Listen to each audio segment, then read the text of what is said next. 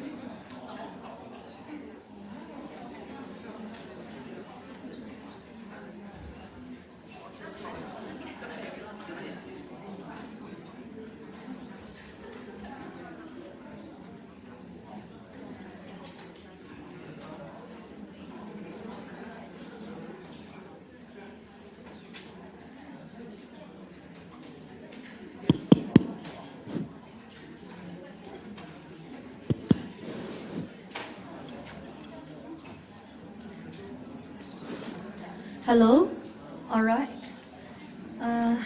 Hello everyone. Seems like this portable mic is not working, so I may have to use this one then. All right, hope it works. Okay, thanks for coming. Keep coming.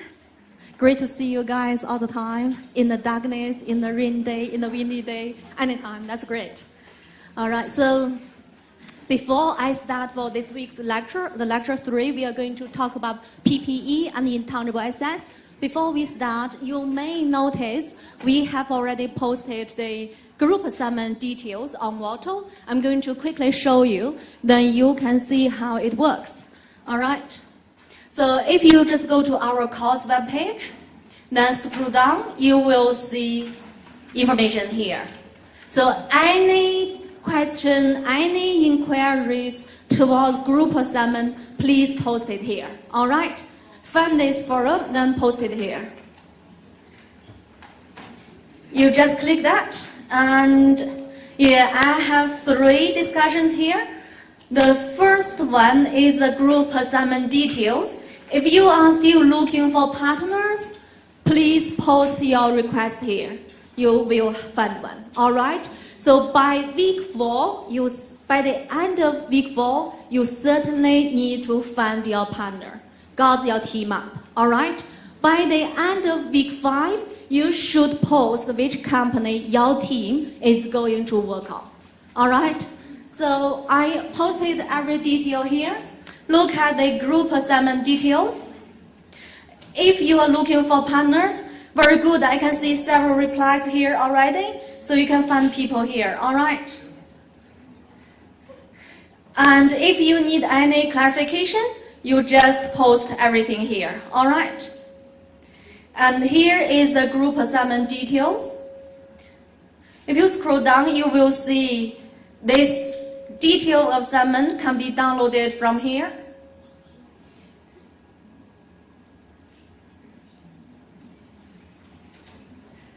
So this is the group assignment details. I will show you later. You will need to find the companies here. You probably know ASEX doesn't provide the free annual report. So for you, you have to go through the Morningstar to download them. However, you don't need to do that. I have already downloaded everything for you. What you do, you simply click. If you decided to do the reports on ALS Limited, you simply click this one. You will see the annual report. So you don't need to go through all the troubles of downloading the annual report. You simply download it from here. All right? And When your team, great. I've seen somebody has already done that. That's great. So when you have got your team members, when you select your companies, you reply through this discussion. Then you simply reply. Here you will get something like this. You choose your company and your member information and unit ID. All right? Only one member do that. All right? And also, when you eventually submit your group assignment, only one member submit. Otherwise, we will get the similarity as 98, 99. It arouses a lot of problems. All right? Okay.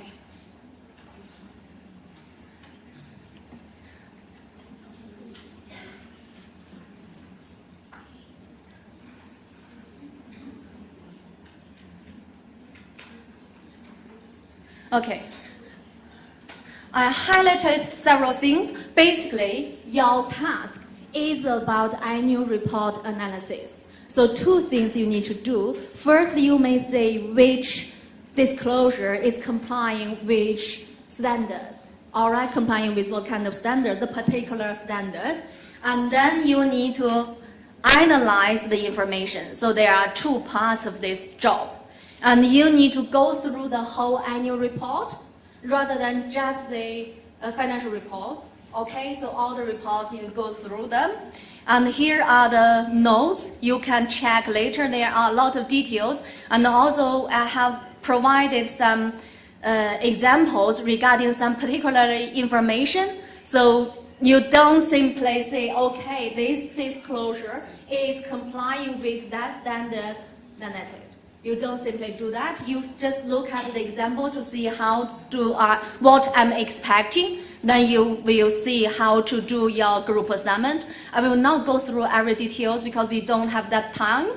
But several things, yes, I need to point out. You know 15%, right, of this total mark. And it's going to be due on the 3rd of October, and the time is 10 o'clock. And there are requirements regarding the length. Don't exceed that one, and don't have less numbers of the words. And each team needs to have 3 members, not more, not less. All right, 3 members. All right. If you eventually couldn't find a team, you must let us know, not just myself, maybe also the forum. Let the others know you are still looking for the team members, all right? By the end of week 4, you must have already got your team, all right?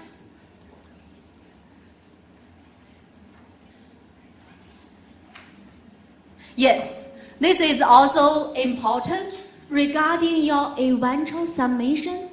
If your work is identified as more than 40% similarity with other works, maybe your previous work, maybe other students' work, maybe the journal resources or the website resources, you need to come to see me.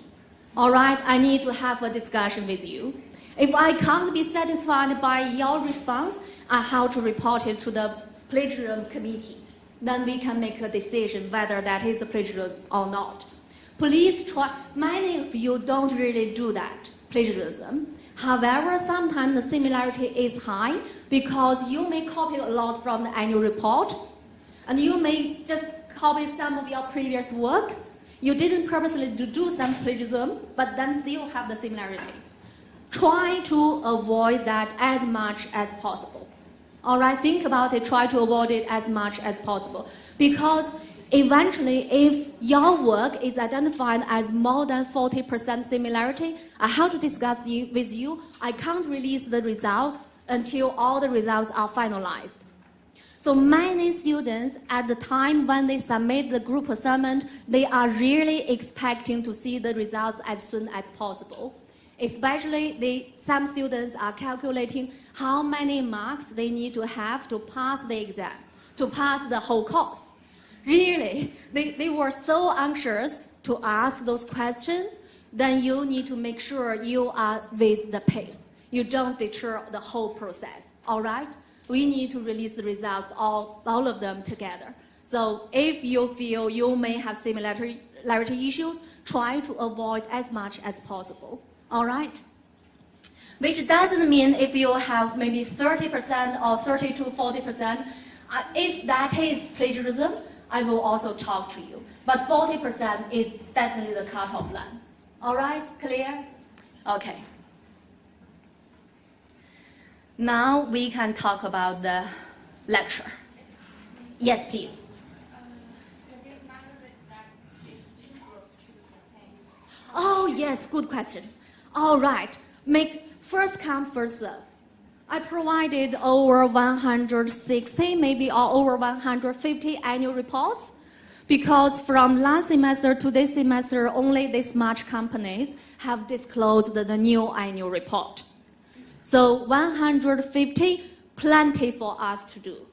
But if you want to get your favorable one, first come, first serve. So whenever you post your company, check the previous students. All right? Check the reply, because everything would be online on Watto post. All right? So you simply Control F to search for your company name. If it's been selected, you can't do that. Otherwise, the similarity between you and another team will be maybe around 50%. All right? Clear? And I can't identify which one is the one who really follows the other. Then I will have to go back to check the Watto forum to see who replied first.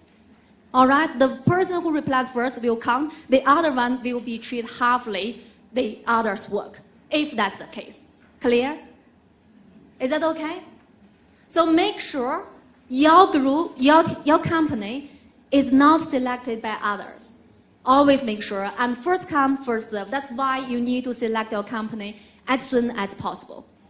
All right? Because some company maybe in the industry you really don't want to go through because you feel there are more complications in the other industry, so you may don't want to do that. But it's up to you. All right? Okay, here. So for today's lecture, it's mainly about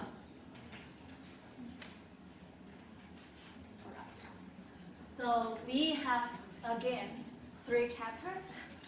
The first chapter is PPE chapter 5, and chapter 6 is about intangible assets, and chapter 7 is about the impairment of assets.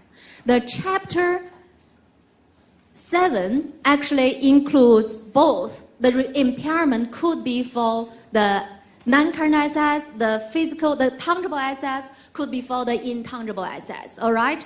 But for intangible assets in our course, we will only cover the level to that you can understand the concept. You understand the identification and recognition, that's good enough. I don't require you to do the accounting for how do you do journal entries regarding the intangible assets. I don't require you to do that. Is this clear? You're not expected to do the whole journal entries for intangible assets. But the concepts, the identification, the recognition is something you need to understand. Clear? All right, that's why we are going to discuss the intangible assets as the last one because we'll just introduce some concepts, some principles. That's good enough. All right? So we are going to have 2 parts. The first one, we will discuss the PPE revaluation and impairment. The second part, we will briefly discuss the intangible assets. Then that will be for the whole lecture. All right? So the first one, we briefly go through the definition, initial recognition, and measurement of the PPE. I believe you have learned that in 788. All right? You have learned that. So we just briefly go through everything to get your memory back, then we can continue for some advanced issues. All right, for those advanced issues, we mainly about revaluation. All right, there are 2 models for this PPE revaluation. Could be cost model, could be revaluation, but our main focus is on the revaluation model. All right, because cost model is very simple. So, but you know there are 2 choices, right? But we do the revaluation, we focus on the revaluation model.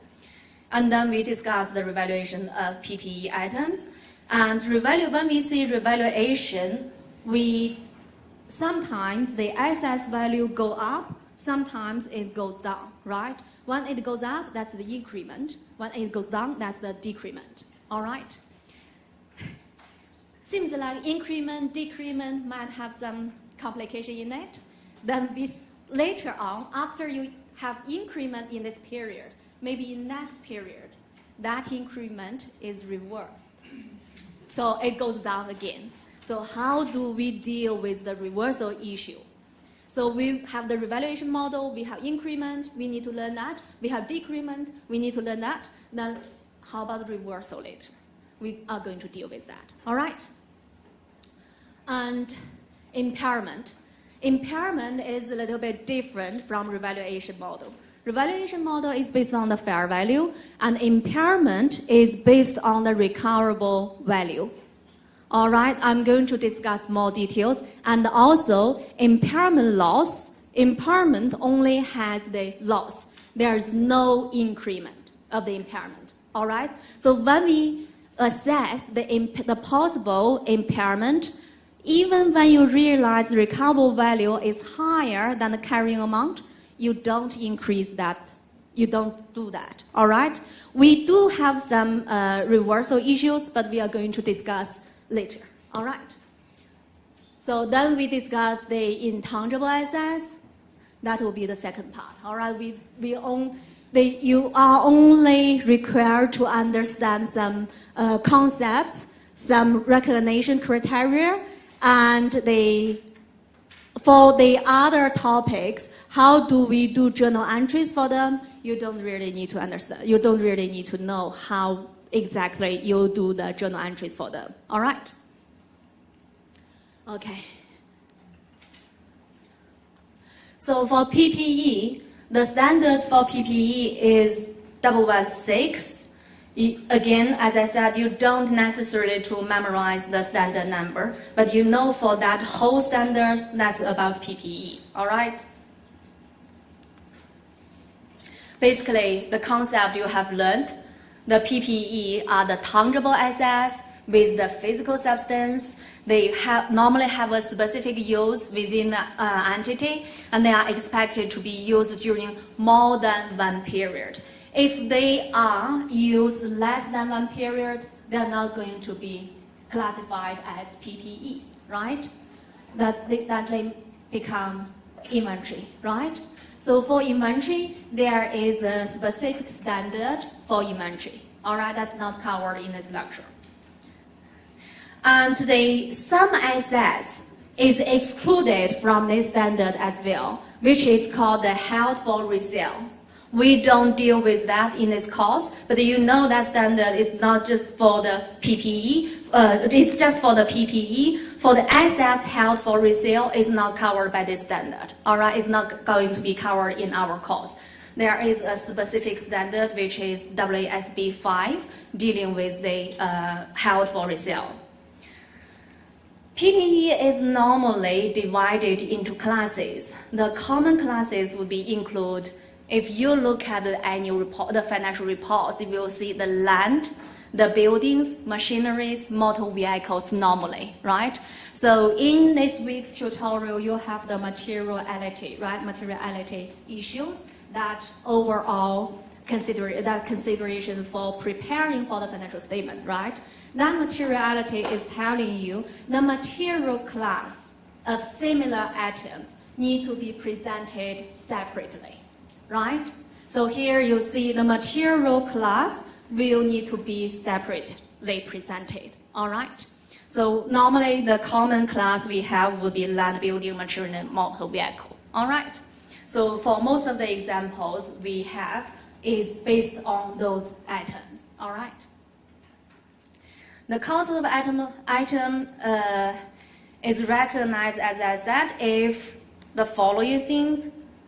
It's probable that economic benefits will flow to the entity, right? Probable the economic benefits will flow to entity, which you should have learned in your prerequisite. And the cost can be reliably measured, okay? When there is no new future economic benefits are expected to flow to the entity, costs incurred should be just expensed.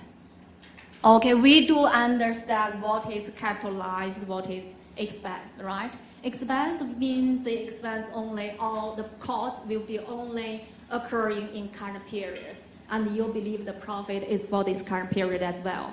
When we do capitalization, we believe they are going to bring future economic benefits, right? Then we do capitalization. So here there are two words you may not entirely understand. So when we have some assets, when we do something, we have some add-on, we have some additional cost to that. It could be because we are repairing that asset, could be because we are doing betterment. Supposedly, let's talk about this table. So this is a small table. Normally we talk about the assets, okay, the machine. But think about the table. If this table here, maybe there are some scratch here, I just repair it, that cost will be expensed, right? Because you don't expect future economic benefits much, right? But I may think about the additional function. Maybe I want to be flexible on increasing the length, decreasing the length, or maybe I want to get a flexible movable table over here. Then you can use your tablet aside of that. So this might be the betterment, because that will increase the capacity of the table, the function of the table. And that presumably will increase your utility function. All right? Similarly to the machine, if the machine is damaged somehow, you just repair it, that might be just recognized expense. However, if that machine, you may think about, if I just have a little bit add-on, then I can deal with the sad product. Then you increase your future economic benefits. That will be the betterment. That betterment needs to be capitalized. Clear? So you don't, after you purchase these assets, if you are doing repairment, that may be just some expense. However, if you do the betterment, you increase the capacity of the machine, normally that should be capitalized. The key thing is about the future economic benefits. Is this what increased? If so, yes, that should be capitalized. All right? So, and we do understand the items, the assets may have component parts. Each component part may have different useful lives.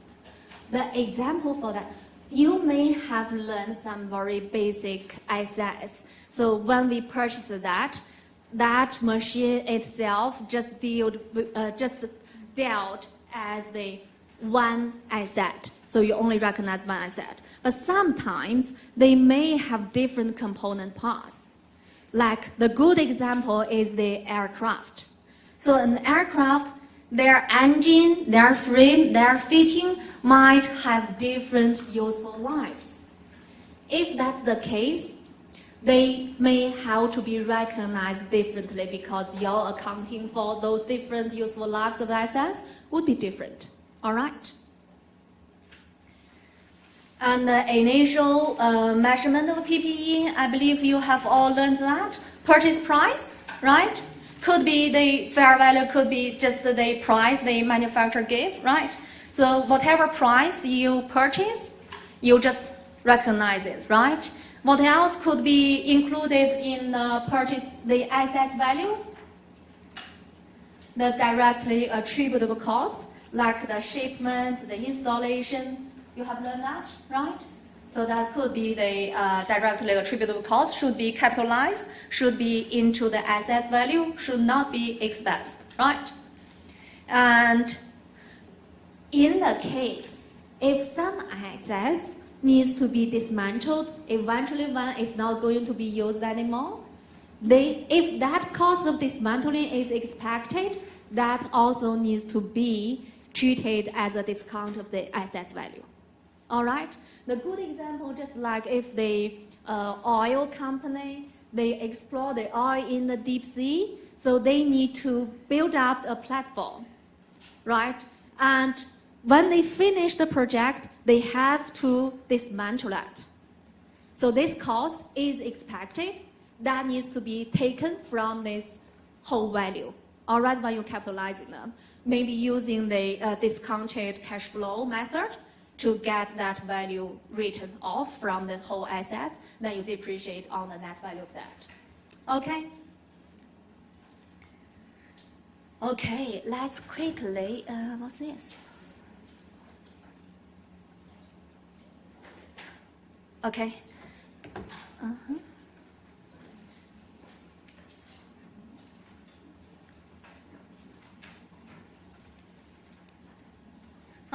Okay, I'll read out. How can I get rid of this? No, anyway. Okay, quickly examine something. So you should be able to do that from your prerequisite course, just kind of the warm up, all right? This company acquired a bundle, oh really? You have seen that? A bundle of assets. And that assets consideration, the total value is 200,000. The fair value of the assets on the date of acquisition was as follows. Building, furniture.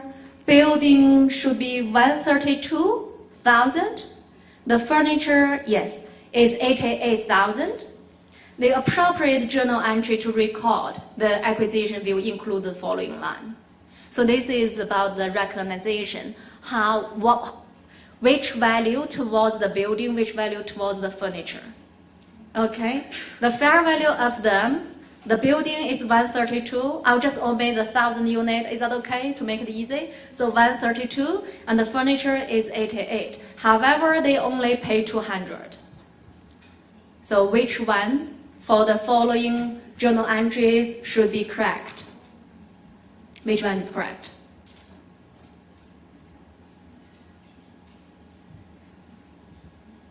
Journal entries.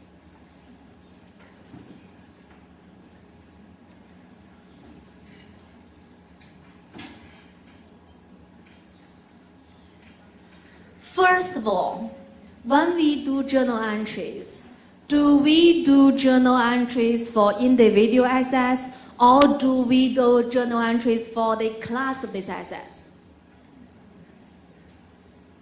Journal entry, not for preparing for the financial statements. When we report in the financial statements, we do the class, right? Each class, we disclose for each class of the assets. But when we do journal entries, we do that for individual assets, which means answer A and B couldn't be right because they do PPE. Journal entries, we do individual, all right? C and D, which one? Nobody really choose, okay. Good to see somebody choose C. Because the value the fair value of them is 132 and 88. However, you only paid 200, okay? So that would be 100. If proportionally, 220 times the percentage would be 60% for the building, that will be C. All right? Your historical cost is just 120. All right, that's the price you paid. Are you okay? Don't worry much. This is just a little bit of exercise for your previous prerequisite course. You should be okay. If you are not okay, don't worry. We don't really examine you how to initially measure those assets. We will only do the decrement and the increment. All right? So you should be okay. Don't worry. Are we all right? Okay.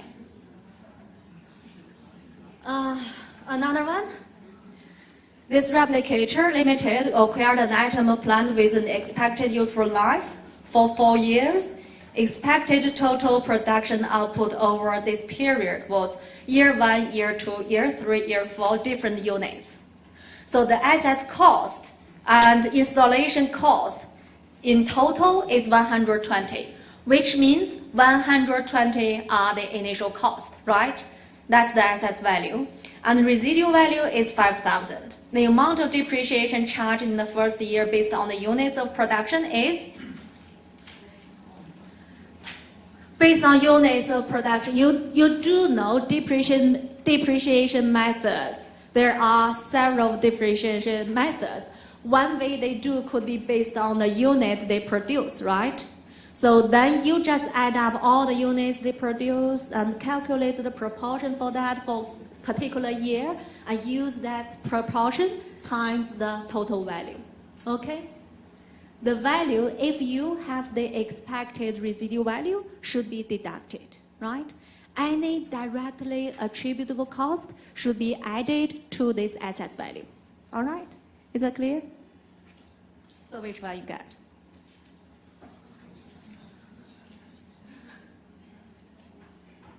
Have you got an answer?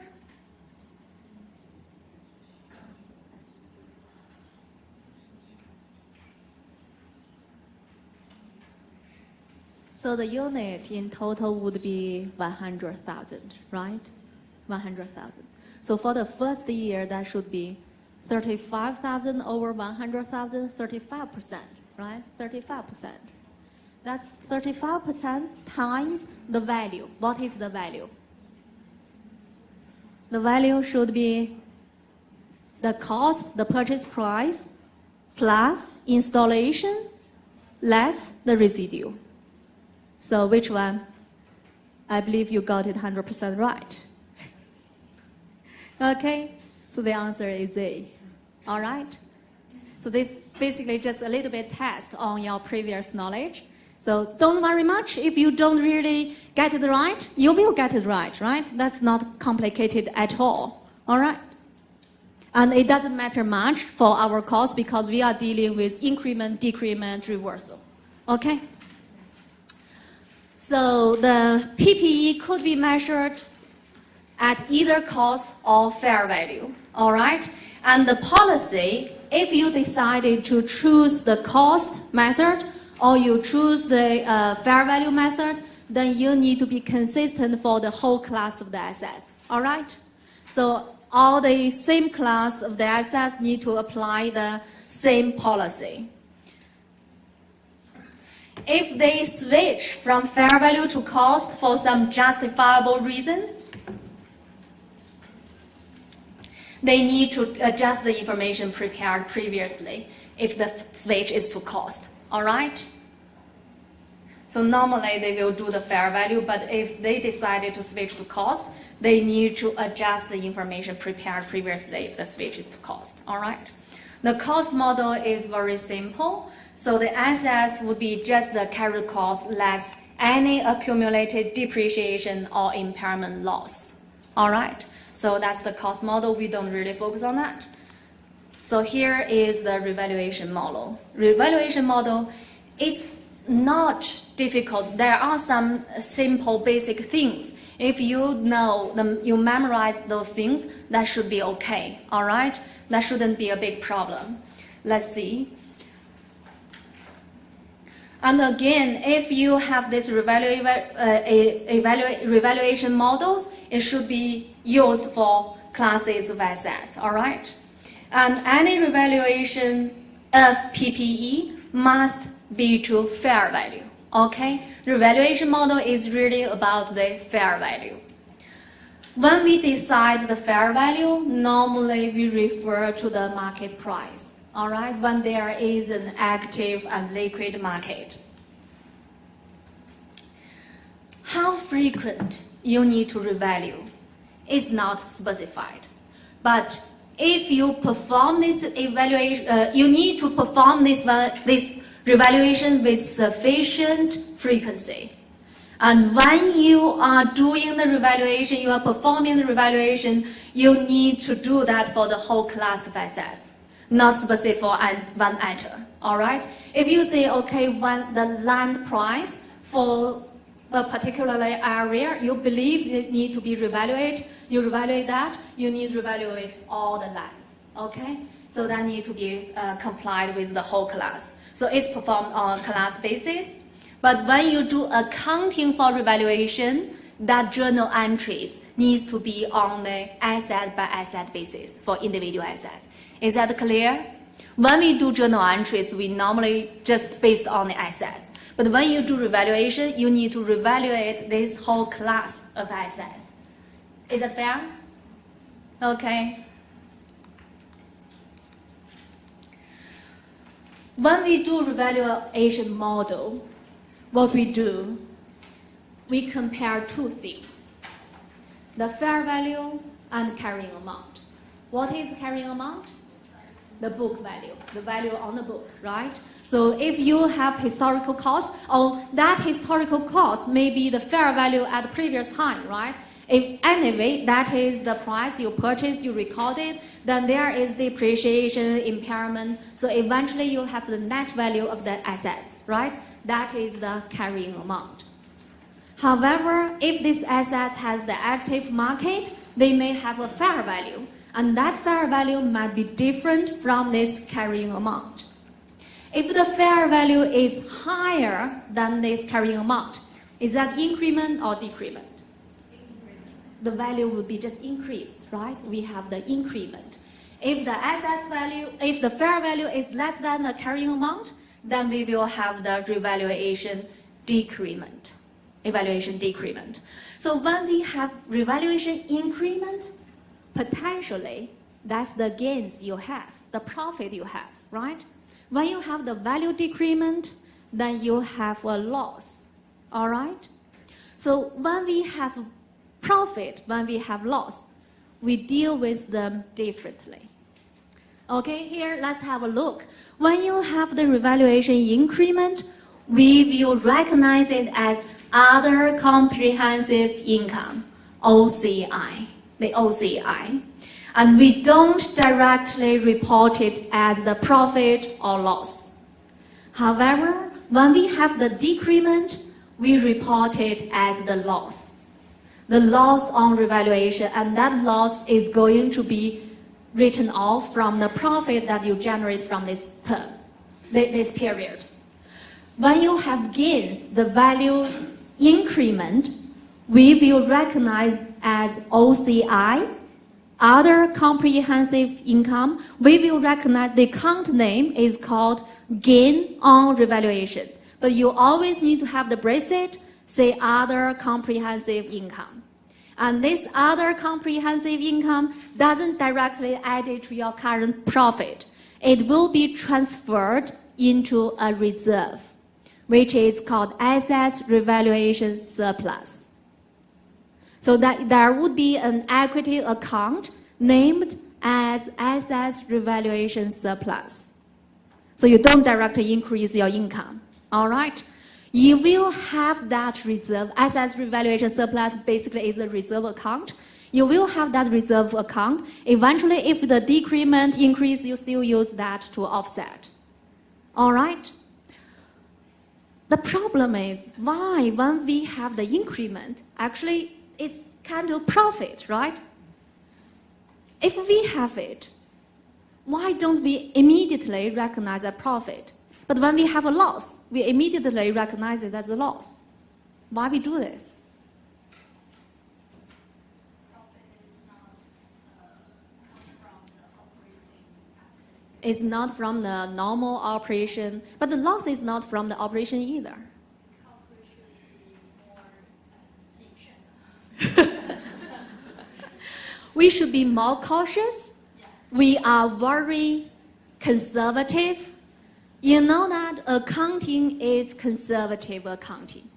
So we always recognize loss sooner than profit, than recognizing profit. All right? So when we have profit, we are cautious. We are very conservative. When we have loss, we want to recognize immediately. This is all coming from the conservatism of accounting. All right? This is also the way that the standard setter wants you to avoid the earning management. If you feel your profit is, the figure is looking so bad, you can simply revaluate your assets and increase your profit figure, right? But we don't want that happen. So this profit will be recognized in a more conservative, more cautious manner. All right? So now we see. Yes, please. So, is there any reasons that we can't record the gain from the Yes, because then that could be different from other gains. The other gains will go to the profit and loss, but this one is identified as other comprehensive income, which means even you have the profit, that's still other comprehensive income. People understand this is not coming from your normal business operation. Right, but you all transfer this kinds of gains to the Assets revaluation surplus. Assets revaluation surplus eventually will go to retained earnings. Eventually. Right. Yes, but you don't. When do we do that? Maybe when this asset is scrapped, is not going to be used anymore. Derecognized, that time you can transfer. And then we are going to talk about that. In other circumstances, you can also transfer that assets revaluation surplus to the retained earnings. Maybe when you revaluate the whole assets, you are doing the depreciation, so you're progressively doing that. All right? So that's also some way you can do. Okay? So now transfer this, to do the second journal entries at the same time that you... Yes. So when this revaluation increment happens, we always do two things. First, recognize the gain as OCI. Second, transfer this gain, OCI, to assets revaluation surplus. So it doesn't directly affect the profit because it will be cancelled out. All right? But you always have that reserve account. Clear? I'm going to show you the example now. Okay? Okay, before I go through the examples, talk about the two methods. Okay? One is called net method. Another one is called gross method. You don't really need to know the gross method, okay, to make your life a little bit easier. But you do need to know there are two methods. That could be another way to do this revaluation, but I only expect you to know one method, which is net method, good enough. All right? Gross method is not difficult, but that involves some depreciation. They proportionally restated, okay? But yes, that's it. All right, what you need to know is really how to apply this net method to do the revaluation. Clear? What is the net method? So basically, the principle here is the net method is about to get the net value. So first, when you have decrement, increment, the first thing you do is write off the accumulated depreciation to get the net assets. All right? So basically, that's why we have this method called net method. Okay? So any balance of accumulated depreciation is credited to the assets account prior to revaluation, which means you debit the accumulated depreciation, you credit the assets value, that's it. All right? We'll show you the examples. Okay, let's look at this one. The revaluation increment for a depreciable assets, we always use the net account method, okay? Historical cost is 40,000 for this asset, and the accumulated depreciation is 15,000, and the fair value is 45,000. Tell me, is this one increased value or the value increment or decrement? Increment, decrement. Increment by how much? 10,000? What we compare? We need to compare the fair value and carrying amount. What is the carrying amount? The difference between them two? 25? Okay, sorry. Okay, if this one is working, perfect. All right. So 25, and the fair value is 45. So 45 less 25, we get 20,000, right? So the 20,000, the value increment is 20,000, all right? How do we do journal entries for that? We should recognize again, right? We should recognize again. Before we do this recognition for the gains, net method, accumulated depreciation written off, all right? So we do the accumulated depreciation 15,000. Okay, here in your slides, that's the combined account. We could simply do, we debit the accumulated depreciation by 15. We credit the assets value for 15. Then we do this assets value increased by how much? 20. Okay, then we recognize what? Gain. The gain on assets revaluation. Is it done? OCI. This OCI is worthy of half mark. If you don't have it, you probably will lose half mark. All right? So this gain is recognized as OCI for 20. Okay? Is it done? What else? Transfer this gain to assets revaluation surplus, or you can abbreviate as ARS. Okay? So I'm not going to write down. I'll show you here. So if you combine the first two journal entries, then we have the third journal entries gain transfer to assets revaluation surplus, right? The first two, if you combine, can you see that we have depreciation 15, we have the debit side assets 5. Is that okay? Are we all right? So you can combine or you can use them separately. Both are fine. All right? And we recognize the gain, which is 20 here. Sorry, I just covered it. Okay, can you see that? All right. Then next, we need to transfer this gain on revaluation to the assets revaluation surplus. Is it very simple? I think so. You definitely can master it, right? This is not difficult at all, okay? This is about increment. And we have decrement. Similar, very similar thing. Let's have a look. Again, net method. Historical cost 400. Accumulated depreciation 190. The carrying amount 210. All right. And what is the fair value? 150. So the difference between them is 60. However, that is the negative 60. So that is the decrement. Okay? So we have this decrement. When we have decrement, what we do first?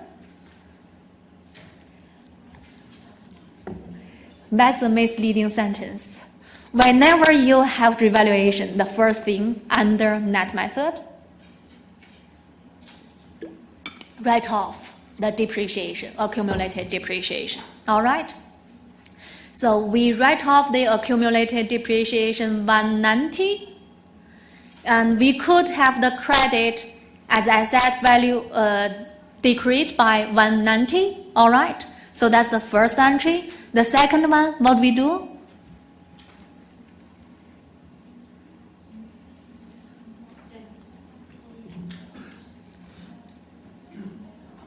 Loss on revaluation, directly to profit and loss, right? We have a loss 60 because the value decreased, all right? And we have this building value written off by 60. Clear? Anything else? Transfer to asset revaluation surplus? No.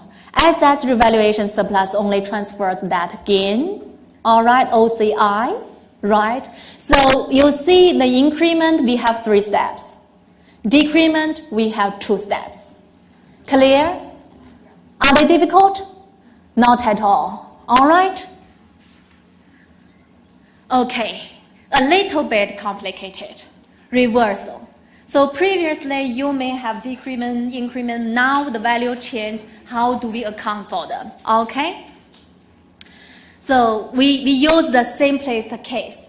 The simplest case is when you don't have depreciation. All right? Which asset doesn't have this depreciation? Land. Perfect. Very good. So we have this land. Let's have this land. Suppose this land was acquired on the 1st January for 2010 for 200,000 in cash. All right? That was 200,000. And now, 1 year later, is 290. 3 years later, 140. Can we see that original value 200, then they got increment, then now the value decreased? Okay, can we see that, right? So now you are, for the first year when you purchase the land, what are the journal entries? Land in, cash out, simple. Okay, so that's basically about the first year journal entry. The second year, when we have this value increment, what we do? We get gains, right? Gains. We don't have to write off depreciation because this one don't have depreciation. Okay, so we don't do that. So we just recognize the gain and the land value increased by 90. So the second year, 290 less the first year value, book value, 200. So the 90 is the difference. That difference becomes gain on revaluation, OCI, other comprehensive income. Then what we do? Transfer, right? Yes, here.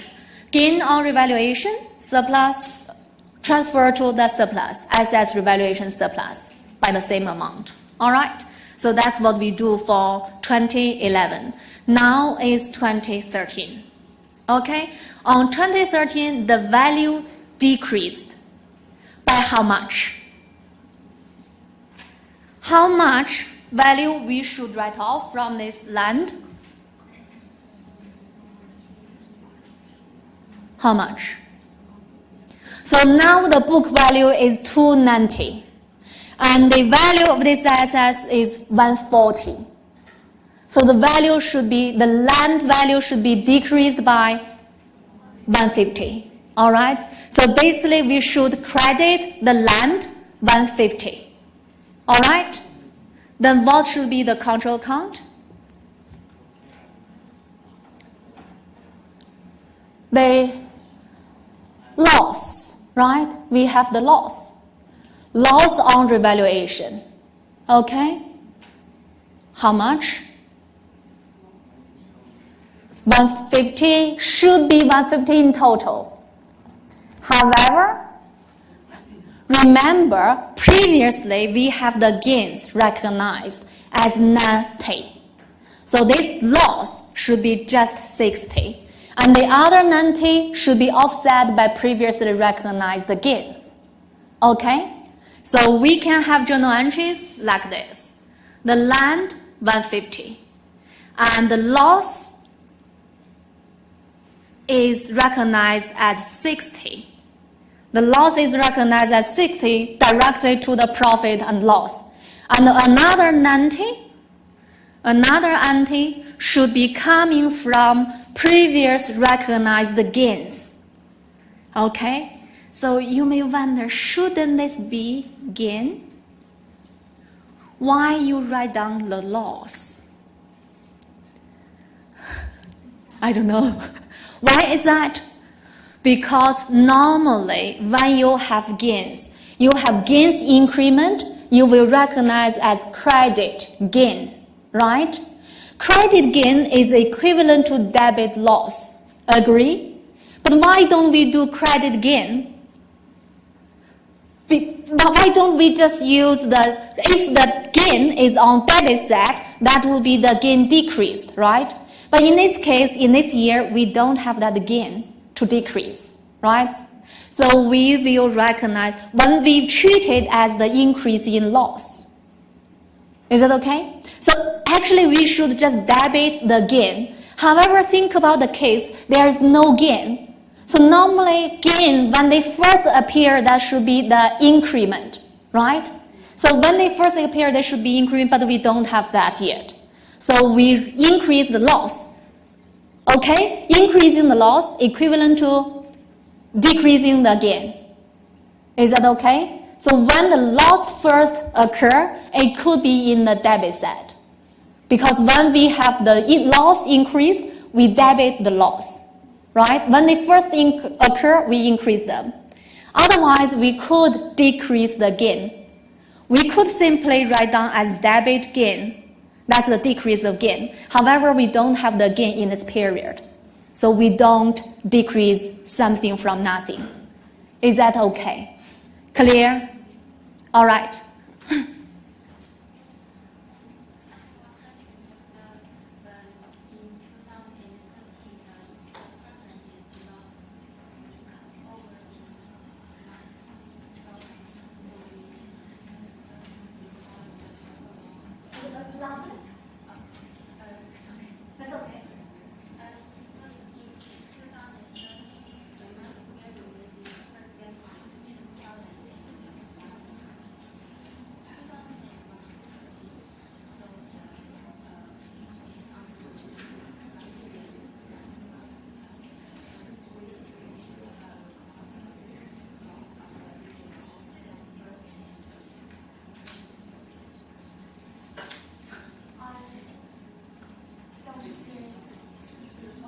So you mean now the value decrement is, now the value decreased by 140. So if you think the value only to 210, is this your point? I think that if the value is less than the 9. Yes, I guess I see your point. I'd better talk here because somebody is listening to the recording. So I better talk here. I know your point. So basically what you talked is here. So we have this 290 and next year 140. So you think how about 210 for this year? Basically it's just higher than the first year but lower than the second year, right? What do we do in that case? We still get value decrement for 2013, right? Is that okay? Because 2011 we got 290 and 2013 we got 210. Obviously the value decreased by 80. Agree? The value decreased by 80, but we don't recognize this loss because previously recognized gain can just offset it. Are we okay? Excellent. Very good question. All right. All right. In this case, now we should decrease the gain. However, we have nothing to decrease, so we increase the loss. Is that okay? Excellent. So we recognize the loss on revaluation by this previously recognized loss. Previously recognized the gain, all right? And remember, we still have the assets revaluation. I guess you're going to ask this question. Yes. So then we have this loss on revaluation offset by this assets revaluation surplus because previously we recognized the assets revaluation surplus and there is a balance of this assets revaluation surplus. Are we okay? You can also do this one journal entry combined. So basically you wouldn't have this. Do you know? Do you see that? You can simply, you're happier now? You can simply use this assets revaluation surplus to offset that 90,000. That's all right. Okay? Are we okay? Any question? Move on? Okay. So that is when we have previous revaluation increment, then the value decreased. Now, we have the value previous revaluation decrement, and now we get value increase. So that it's very simple. As long as you understand You need to use the previously recognized one to offset this current one. That's it. Really, really not that difficult, all right? Just need to be calm, to think about it, then that's it. To concentrate on the question, then that's it, all right? So again, the land was acquired for 200,000, and 1 year later, the fair value is 150. So we get 50 decrement, right? We got 50 decrement. And now it's considered to be 270, which means from the book value is now 150. The difference between the fair value and book value is 120, okay? Think about the logic. So this 120 should be covered by 50. Previous decrement, right? Let's see. So the first journal entry should be simple, land in, cash out. All right? And the second year, when we have the value decrement, what we do? Loss and value decreased. So land decreased by 50, and we have the loss directly to profit and loss, okay, by 50, all right? Then this year, we get value increased by 120. So the value should be increased by 120, for sure. That's the difference, right, for this year. So we should have the land increased by 120, all right? However, previously we do have this loss, 50, and we only get the gain 70. Agree? Because really the value only brings the gain at 70. Another part increase as 50 should be covering previous year's loss. Okay? And the problem here, again, previously we recognized a loss. Right? Now we recognize as gain, all right? So when we have loss decrease, so actually previous loss should be decreased in this year, should be canceled this year, right? So when we cancel the loss should be in the credit side, but we have nothing to cancel in this period. So we increase the gain, all right? So we have the gain on revaluation, profit and loss. Is that clear? Excellent. And what else? Transfer assets revaluation surplus for the increment part. Is that okay? It's simple, right? It's simple. Yes, it is. Okay.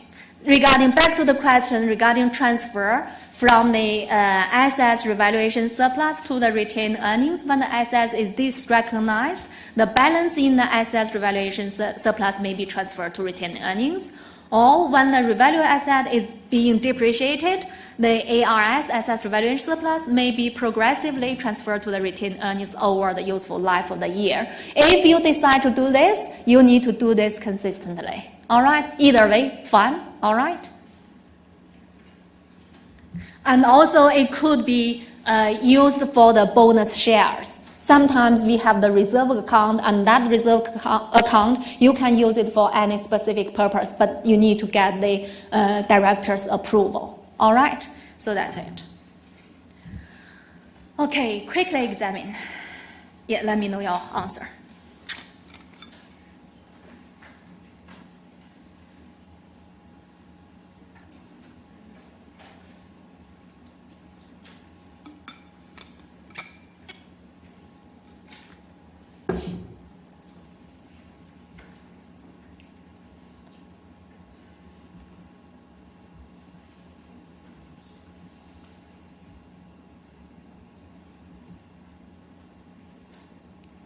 So this is about when we de-recognize these assets, and we have the assets revaluation surplus. We want to transfer it to retained earnings, which account may occur, right?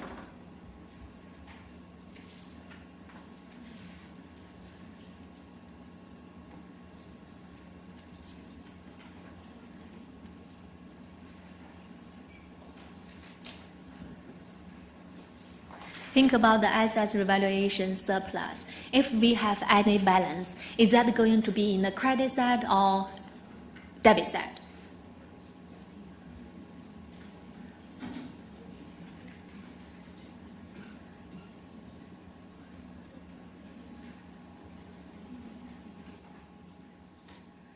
So we transfer gain to asset revaluation surplus, right? So the balance is in credit side. That's the equity account, credit side. When we transfer this asset revaluation surplus to retained earnings, it should occur in the debit side, right? And the credit side should be retained earnings. So the answer is correct. Excellent. You guys are good. Very good. All right. So retained earnings. Or debit assets revaluation surplus. There is no gain or revaluation could occur because that one has been transferred to the assets revaluation surplus already. Okay?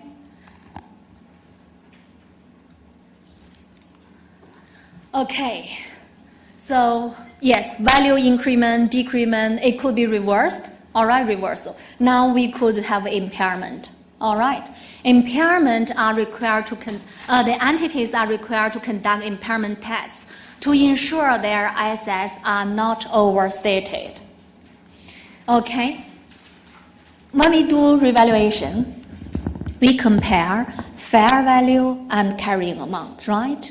We could have value increment, we could have value decrement, all right? Now when we do impairment test, we compare two things: carrying amount and recoverable amount. Carrying amount and recoverable amount. What is recoverable amount? So carrying amount clear, that is the book value. That is the net value of these assets after excluding the depreciation, amortization, right? Anything like that. Impairment, whatever, right? That is the book value of these assets. Okay? And recoverable amount. What is recoverable amount? Basically means what the future economic benefits this one can bring. Depends on you compare two things to get this recoverable amount. It could be the value in use, which is the present value of the future cash flows expected to be derived from the assets, the future economic benefits it can bring. Alternatively, you can sell these assets to see how much you can get. You compare. If you have value in use and you may have the fair value, however, the fair value is not going to be compared with the value in use because it has the fair value, but when you sell it, you may also have some cost. Okay? When you sell it, you may need to put it in the market, put it in Amazon or whatever, negotiation, the legal fees, whatever. Okay? So that amount, if you sell it, the money you get is going to be the fair value less the disposal cost. Agree? So that's going to be the amount you get when you sell these assets. You compare this price and the value in use, which is the economic benefits they can bring. The higher of them is the recoverable amount. Recoverable amount. And if the carrying amount is greater than recoverable amount, which means the value is not that much, right? There is an impairment. We need to recognize impairment loss, okay? If the carrying amount is less than a recoverable amount, what do we do?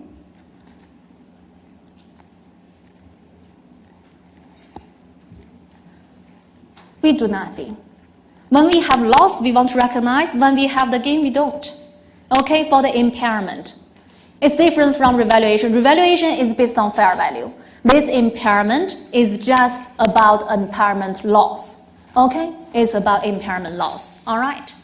So back to this recoverable amount, this is the figure actually I copied from textbook. So this is the recoverable amount. It should be coming from the higher of that. Do you know why? Why we use the higher of fair value less cost of disposal or the value you use? Simply because if I use it, the money I can generate is the amount X. And if I sell it, the money I can get is Y. If I sell it, I can get more money. So basically, I can just sell it. Okay? So the selling price compare with the carrying amount. If that's the amount still okay, I still don't have impairment, that's fine. All right? I'll just keep using it. Otherwise, I'll recognize the impairment loss, right? If the value you use, so you always compare the two and see which one is higher. If I'm keeping using it and the economic benefits generated is higher than I'm selling it, so I'm going to compare the carrying amount and this value you use. All right? So basically the higher of them is determining the recoverable amount, and we compare the recoverable amount and the carrying amount. Okay, and the carrying amount. If recoverable amount is less than carrying amount, we recognize this impairment loss. If otherwise, no further action is required. This is for impairment loss test, okay? When we do this impairment loss, we normally want to see the indicators. There are two types of indicators, internal indicator and external indicator. If you clearly see the indicators, you need to do the impairment loss because we don't want the assets value overstated, okay? So the external indicators could include the decline in market value, maybe coming from whatever reasons, and the adverse changes in entities, environment, or market. Maybe just the competitor may have some patent or new product. Then this one should be the value in yields or the fair value decreased, right? And increase in interest rate could be also affect the value in yields as well, right? Those are the external indicators. And the internal indicators could include the absence or the physical damage, or the change in the assets in yields, or the assets economic performance being worse than they expected. So those are the indicators indicating that you should conduct this impairment test, okay? But not all the assets required this test. Notably, it excludes the inventory. Like I said, inventory is specifically regulated by the standard for inventory. It's not covered by this, all right? And the deferred tax assets, you're going to learn later in the income tax. And the assets held for resale, like I said, that's separate standards as well. So they are not subject to this impairment test regulated by this standard, okay? And the following assets must be tested annually. So actually, if you look at the standards, they only list a list of indicators, say when you see those indicators, you should perform the impairment test. But they didn't say how frequent you should do that. Okay? However, for the following asset, the standard specifies they need to be done annually. What are they? The intangible assets with indefinite useful lives. The intangibles not yet available for use.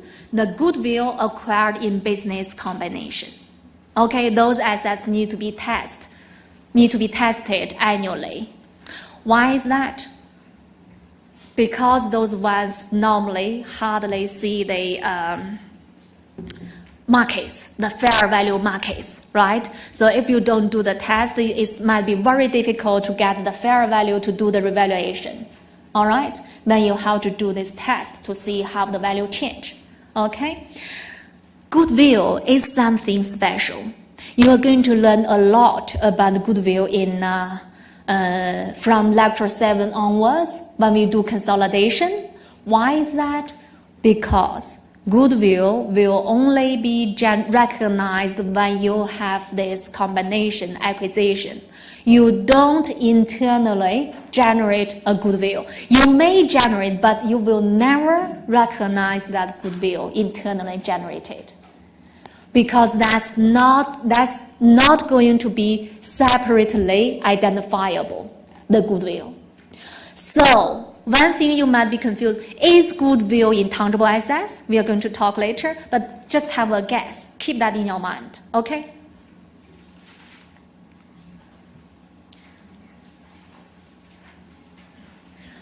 Regarding the impairment loss, we discussed how do we identify the impairment loss, right? But we haven't said how do we do the accounting for the impairment loss. There are two models, the cost model and revaluation model. Okay, the cost model for impairment loss, it will be just recognized directly in the profit or loss. So in this case, this asset has carrying amount of 100 and recoverable amount is 90. So recoverable amount is given to you. If you don't have this recoverable amount, you have the fair value and disposal cost, you have the value you use. Can you determine the recoverable amount? The higher of it. All right, you can do that. All right, so this one is given you as the 90. So is this one has the impairment loss? Carrying amount 100, but the value it can have is only up to 90, right? So 10,000 is the impairment loss. We simply recognize impairment loss. What else? Accumulated depreciation and impairment loss towards these assets. Did I change a little bit? In your slides, is that a slash? Oh, that's the same? All right, so basically this is the accumulated depreciation and impairment loss towards these assets, all right? Or if you don't have this assets, that should be fine, right? And revaluation model, I think I changed a little bit because previous slides was a little bit confusing. So let's see this way. For the revaluation model, basically impairment loss is just deemed as the value decrement. Okay? If this company use the revaluation model for impairment loss is just treated as decrement. Do we know how to do decrement? Yes, right? So that's just that simple. We recognize the loss on revaluation, right? So this asset has carrying amount 100, and again, this recoverable amount is 90. So if there is no previous ARS, assets revaluation surplus recognized, simply we do two things. First, there should be two journal entries. These two should come first. Accumulated depreciation written off, and the assets value decreased by this much. Then we recognize the loss on revaluation and this. Are we okay?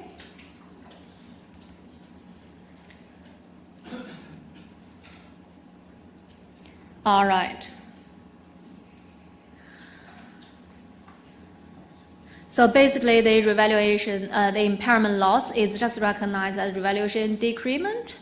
And now this case, when we recognize revaluation decrement, we have this assets revaluation surplus previously recognized.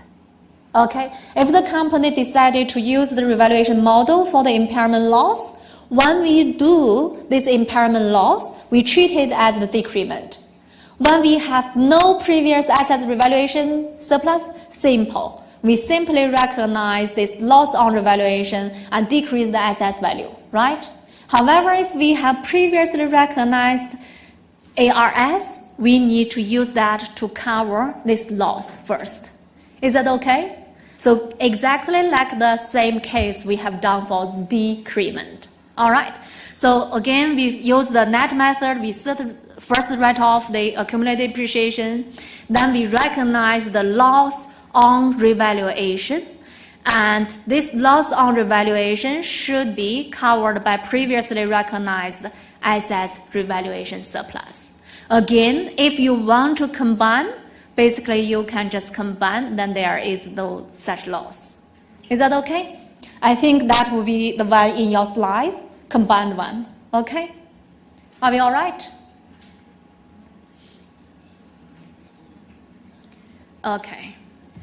Quick examination. Tell me the answer.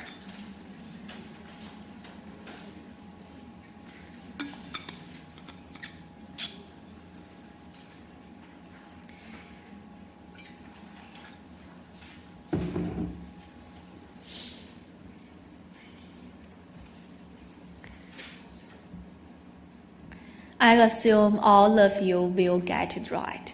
I repeatedly said it several times today. If you snapped for 1 second, the next second you should get my sentence, all right? So the impairment loss and the revaluation model is just treated as the revaluation decrement. Clear? Yes, this chapter is not difficult at all right? Just be patient.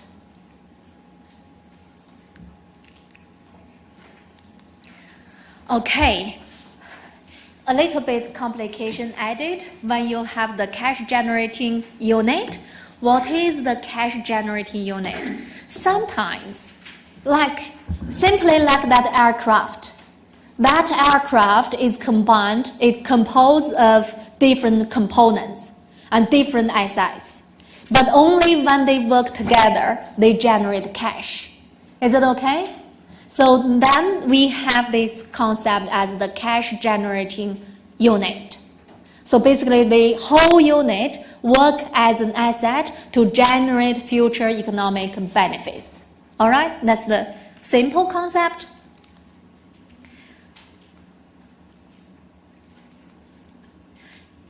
An example, if a plant has a combined carrying value of 1 million and is actually combined by 4 assets, asset 1, 2, 3, 4.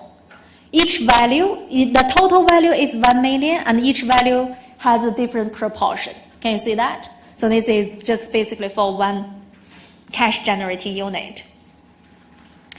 And the value in use of this cash generating unit amounted to 800. The current fair value less cost to sell is 750. What is the recoverable amount for this unit? Recoverable amount is the higher of these two. All right? 800, right? So the value, the book value of this unit is 1 million. So 1 million less this 800, we have 200 difference. Okay?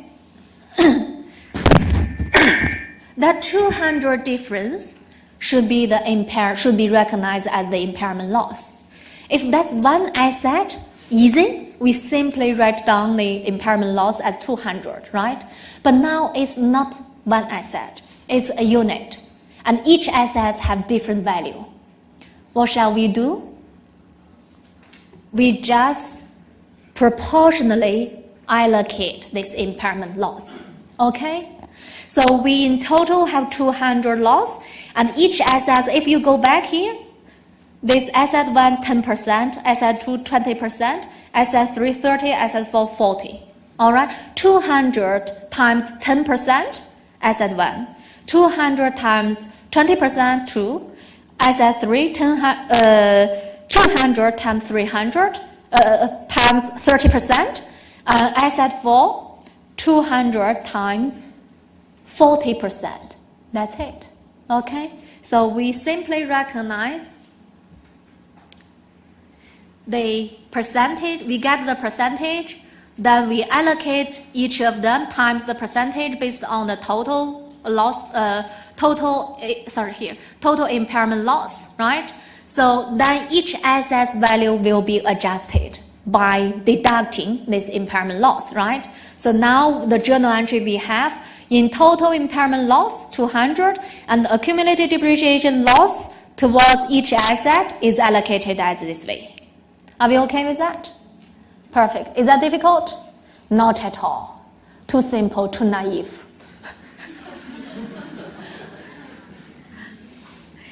The carrying, however, there is one condition, okay? The carrying amount of an individual asset can't be reduced below the highest of the following. First, it can't be below the 0. It can't be below the fair value less cost to sell. It can't be below the value in use for each individual assets. All right? So it can't be below that because basically that asset doesn't have that impairment. If your value is below than the highest of the following three, basically that asset has no impairment. All right? So we require them to cannot be reduced below the highest following for each individual asset. Then the problem we have would be like this. Suppose the recoverable amount of asset 1 is 90,000. Previous, how much it is? Let's come have a look. The asset's value, book value is 100, right? So now this recoverable amount is 90. So it can't be below 90. If we allocate 20, it becomes 80. The net value of that asset becomes 80, right? We can't do that because they still have the value as 90, right? So we don't want to write down that much. So we need to make sure that's still as 90. Okay?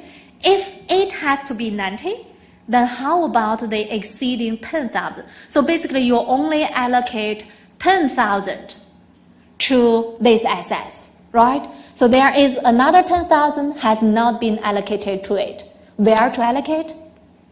We allocate it to the other assets in this unit proportionally. Okay? So let's see how do we calculate it. So there is the total impairment loss to be allocated to the other asset, 10,000. All right? So first we agree we allocate 10,000 for these assets, right? Then the remaining 10,000 need to be allocated to the other assets. All right? How about the other assets proportion? All right? So after the allocation of the impairment loss, the first one, the asset 2 decreased by 40, asset 3 decreased by 60, asset 4 decreased by 80. Right? That's after the first allocation. The first time allocating the impairment loss, that's their value. Then based on this value, we add them up, that's 720, and each one of them after the 720 gives the proportion like this. Are we okay? This proportion times this amount. We get this allocation, and this proportion times 10,000, we get this allocation, and this proportion times 10,000, we get this allocation. All right? So in total, the allocation we get for asset 1, for asset 1 is only 10,000. For asset 2 is 40,000 plus this new allocation. For asset 3 is 60,000 plus this new allocation. Asset 4 is the first time allocation 80,000 plus the second time allocation this amount. That will be the total allocation to asset 4. Are we okay? Excellent. So in total, you see we have the 200 allocated. Is that difficult? Not at all, right? So we do the journal entries. In total, impairment loss 200, asset 1, asset 2, asset 3. Perfect. All right. That's for the cash generating unit. Clear? Yes. What if the remaining 3 assets have the same issues like the asset 4? If all the remaining ones, how could that happen? How could that happen? None of the assets decrease the value, get impairment, of the unit get impairment. So we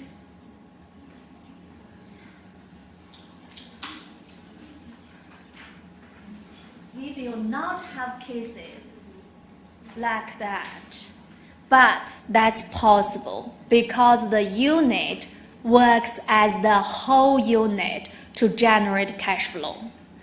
Theoretically, it's possible. The total impairment loss suppose 200 and none of them can take it. I'll think about it. But seems like theoretically still possible, but real. If you are using the appropriate depreciation method, it could be happening. I'll see that later. Okay. Okay, anyway, I think about later, all right? Okay, impairment of CGU. The previous case, we have 4 assets, all right? Those 4 assets, we deem them as just the physical assets, the tangible assets, okay? How about it involves the goodwill? If it involves goodwill, I told you goodwill is something special. This goodwill, when it involves, the first thing we want to write off is the goodwill. Because the goodwill, we believe that's the whole thing kind of integrated in the whole unit. It's kind of intangible, but I would like you to know that's not intangible assets. Okay? It doesn't meet the definition for intangible assets. All right? It's not intangible, but it's kind of, still there's no physical substance, right? So the first thing you write off is the goodwill. Then you write off the other assets, all right? Allocated to the other assets. So the goodwill will always be allocated first, reduce the carrying amount of the goodwill until it's 0, all right? Then allocate the remaining to the other assets on a pro rata basis. Pro rata basis means proportionally, all right?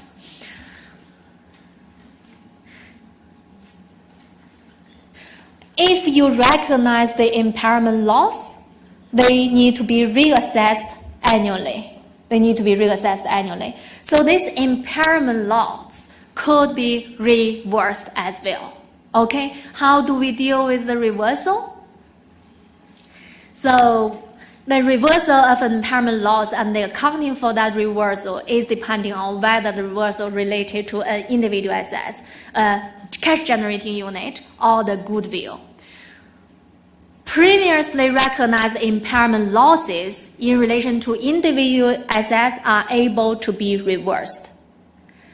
However, remember when we have the goodwill, the first thing we want to write down is the goodwill. When goodwill is written off, it's never going to be reversed. This is something special for this goodwill. So you don't reverse the goodwill, all right? And when you reverse the individual assets, the new carrying amount can't be higher than the carrying amount that would have been determined had no impairment loss been previously recognized at all. So it can't be exceeding the carrying amount that would have been determined had no impairment loss occurred at all. All right? So back to the original value. All right? The upmost level you can reverse is to its original value. Clear? It can't be exceeding that. And also, if that's a depreciable asset, the impact of depreciation needs to be considered as well. Because when you have the depreciable assets, if you change the value of that, your depreciation will be changed. If the depreciation will be changed, you need to consider that depreciation changes as well to get back to this original value. All right? So we'll see this. For cost model, it's still simple. We just reverse the previously recognized accumulated depreciation and impairment loss. Then we get this impairment loss reversal. That's simple. For revaluation model, if the impairment loss was recorded to the P&L profit loss directly, the journal entry would be the same as above. If the impairment loss was recorded against the ARS, the journal entry to record the reversal of this impairment loss would be just get it back. Okay, just get it back. So again, quite simple. And yes, I mentioned goodwill impairment can't be reversed. Okay, and that's when that involves the individual assets. Yes, the journal entries are very straightforward.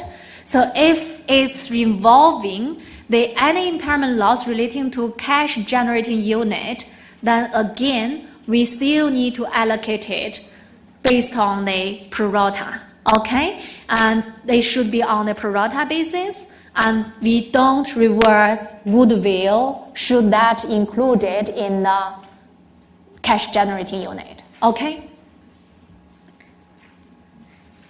The carrying amount of these assets can't be increased above the lower of them. Either its recoverable amount or the carrying amount that would have been determined had no impairment loss has been recognized in previous period. So the carrying amount of the assets in the unit can't be increased above the lower of them. All right? So this is about the reversal of the impairment loss. If any excess from this above situation, if there is any excess, we need to allocate it across the remaining assets in the CGU on the other assets on a pro rata basis as well. Okay, this might be a little bit complicated, but when you think through, calm down, that's still fun. All right. Okay, let's see this example. All right, I know why that occurred. Okay, the company. Okay, I'll give you a minute.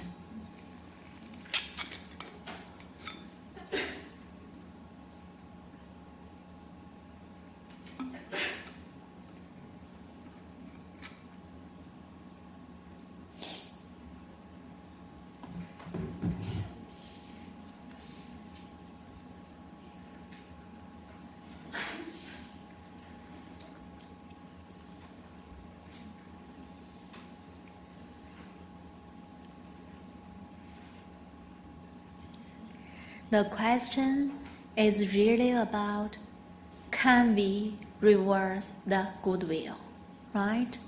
Can we? No. It's probated by the standard, okay? So the answer should be, yeah, you all got right. C, okay?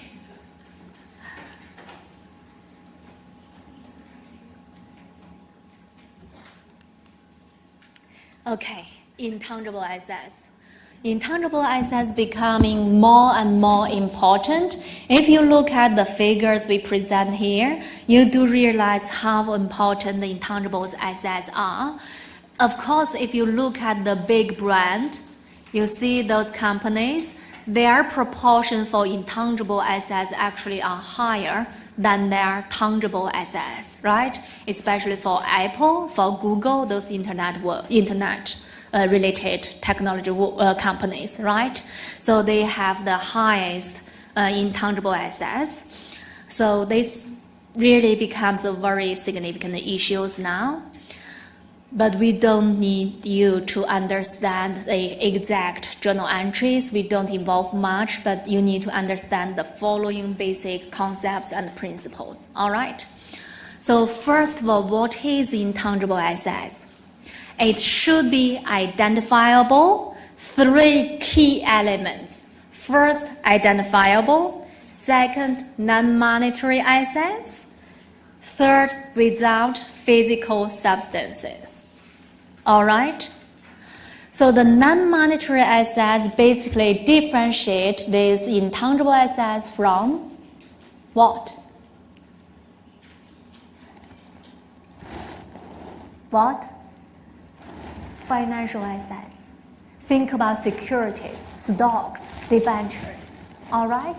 They are all monetary assets. So this one differentiate these intangible assets from those financial assets, all right? And they need to have these physical substances, so they will be different from those tangible assets, right? They need to be identifiable. If they are not identifiable, you can't recognize them, all right? So what identifiable mean? They can be separately identified and sold, or they might arise from some contractual or other legal rights. That is the identifiable. They must be able to be separately identifiable, or you may purchase that, or some government give you the legal rights.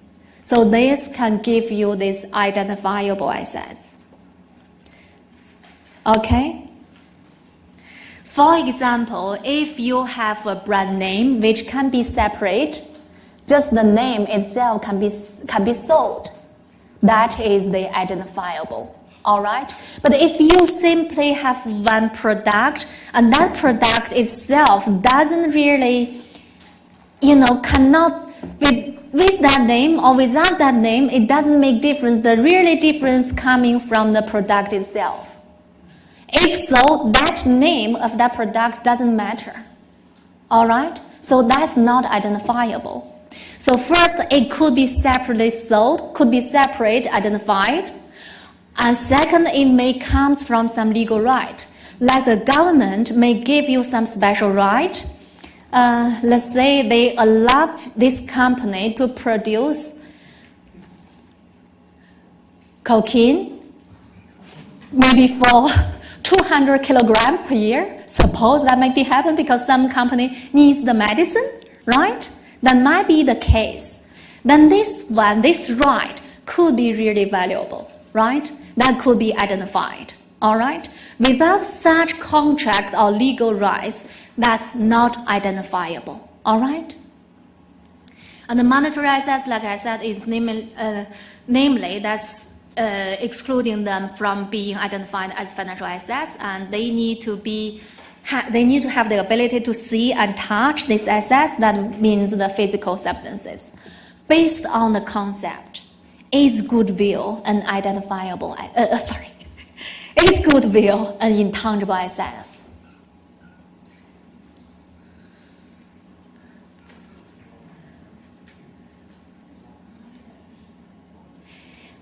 Can the goodwill be separately sold? No, it's not. Is there any legal rights relating to that goodwill? No, there's nothing entitled, right? So intangible goodwill is not recognized as intangible assets, although most of the companies disclose the goodwill in the intangible assets section. But it's actually not intangible assets. It can be only recognized when it's coming from the business combination. All right? That's goodwill. Okay, for these intangible assets, for externally acquired assets, that normally can be recognized. Intangible assets externally acquired. So the intangible assets can also be internally created. It mainly comes as the result of research and development activity. However, when you try to recognize the internally generated intangible assets, there are strict criteria you need to follow. All right? For the research activity, research cost is never going to be recognized as the intangible asset. You can't capitalize them. You can expense that cost, but you can't capitalize that. You can't capitalize that means you can't recognize intangible assets from the research cost. For development stage, so normally we differentiate the research activity and development activity. Together they call research and development, but when we recognize the intangible assets, we need to differentiate the research cost and development cost. Research cost can never be recognized as intangible asset. Development cost, if it meets several several criteria, that's fine, could be recognized. All right. So basically, in development is about the application of the research findings. All right, and the criteria it needs to meet.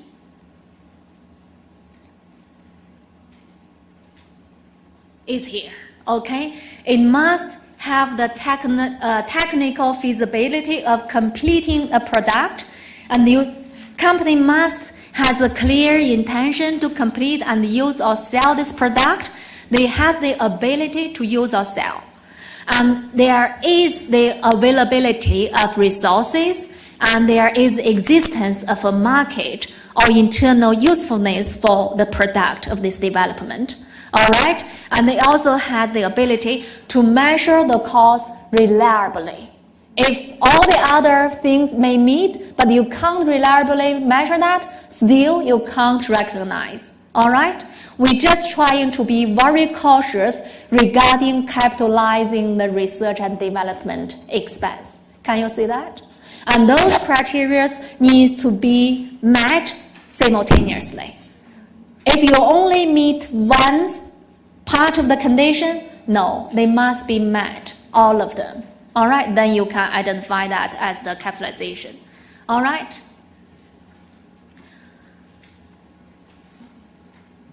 Okay, so for the this part, all right. So regarding this recognition of the intangible assets, the cost included could be including the directly attributable costs. The directly attributable costs are the necessary costs to create, produce, or prepare the asset to be capable of operating in the manner intended by the management. Examples like that would be the cost of material and services that's directly attributable, and the cost of employee benefits arising from generating these intangible assets, and the fees to register for the legal right, like the patent, right? So that those directly attributable costs could be capitalized if they are meeting that criteria, and amortization of patent and rights used. All right.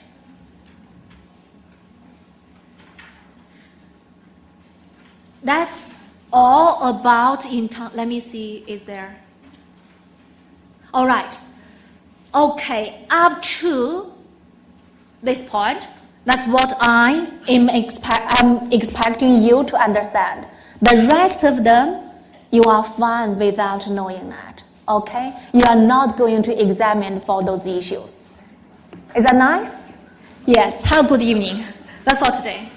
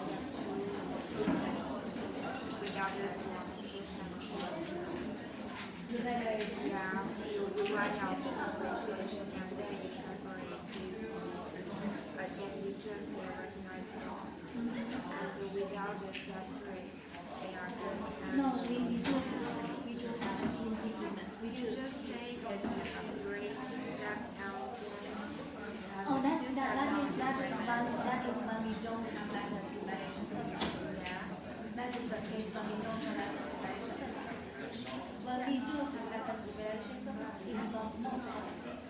right? Yeah. So I still have to do the laws of Yes. everyone. But you can combine. Yeah, I can You combine can them. combine, yeah.